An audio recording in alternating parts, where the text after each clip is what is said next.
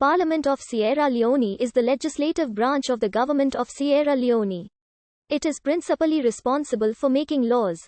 The Sierra Leone Parliament consists of 146 members, of which 132 members are directly elected from across Sierra Leone's 16 districts, while 14 are paramount chiefs appointed from the 14 rural districts. The parliament is led by the Speaker of the House. The position is currently held by Abbas Bundu of the Sierra Leone People's Party. The current elected 132 ordinary members of parliament are composed of members of the All People's Congress, the Sierra Leone People's Party, which are the two largest political parties in Sierra Leone, plus two other parties, the National Grand Coalition and the Coalition for Change, and finally, three independent members who were not elected under any party. The Sierra Leone Parliament, like its counterparts in other former British colonies, began as a legislative council. It was inaugurated in 1863, but was renamed the House of Representatives in 1954. The first decade of independence, often referred to as the Golden Age, was a momentous period in the country's parliamentary evolution. When the British Crown took management of the colony in 1808, no African was represented in the colony's administration. The governor, with a few white officials, ruled the colony by a body known as the Governor's Advisory Council. By the mid-19th century, the Creoles were determined to have a say in government. A committee of correspondence, constituting a group of Creole businessmen, was formed in 1853, and was later replaced by the Mercantile Association in 1858 with the primary objective of securing the right of political representation for colony citizens. Petitions and newspapers to the Secretary of State for Colonies served as pressure, calling for a new constitution and an elected assembly for Sierra Leone. In the 1863 constitution, the legislature was reorganized and inaugurated, but with no provision made for popular representation. The current Sierra Leone Parliament owes its origin to colonial constitutional developments dating as far back as to 1863, when attempts were made by the British colonial authorities to put in place legislative and executive councils. However, these two councils were established, the executive and the legislative councils.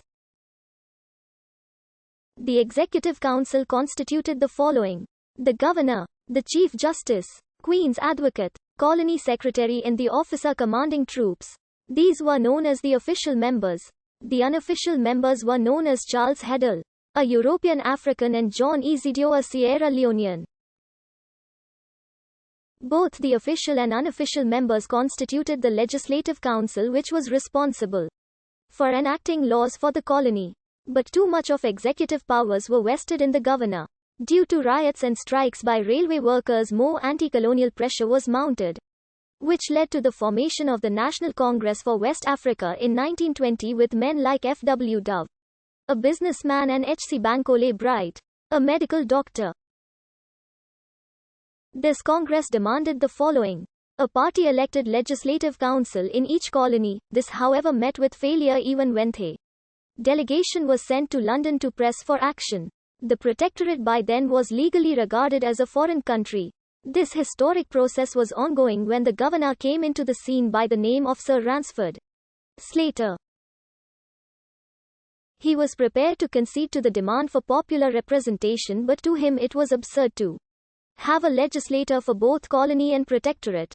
To satisfy their demands, Governor Slater planned a new constitution in 1924 which conceded the elective principles for colony, with some protectorate representation by chiefs. Under the tribal system, no other would have adequate title to speak with authority.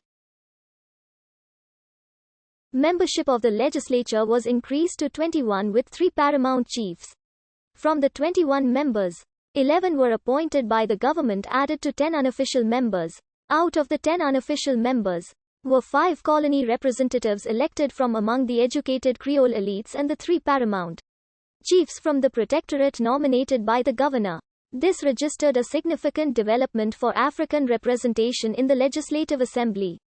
In 1951, further constitutional development was made by Governor Beresford Stoke, which increased the paramount chiefs' representation in the Legislative Assembly to 12. 1. For each district, a practice that prevails today. In the SLPP victory in 1951 election, some members were appointed to the Executive Council. In 1954, the leader of the party Sir Milton Margai was made Chief Minister and the other members of the Council became ministers. After independence in 1961, Sierra Leone Parliament continued to evolve. It became a completely elected body. By then the office was located at the mechanized section of the Treasury building, located at George Street in Freetown, which was a